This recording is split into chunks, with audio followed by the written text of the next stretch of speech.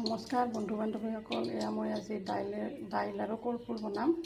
এয়া দাইল, কলফুল, পিঁয়াজ আৰু শুকান জলকীয়া লৈছোঁ। অকণমান জিৰা দিছোঁ, তাৰপিছত শুকান জলকীয়া,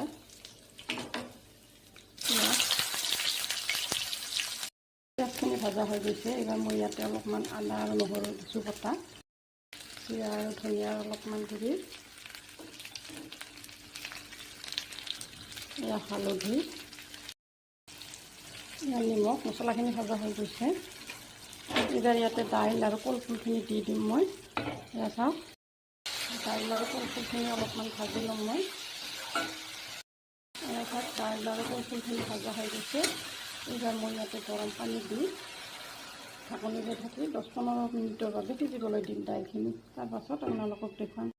এয়া মোৰ কলফুল আৰু দাইলৰ তৰকাৰীখিনি হৈ গৈছে। অলপমান মই গৰম মছলা দি দিছোঁ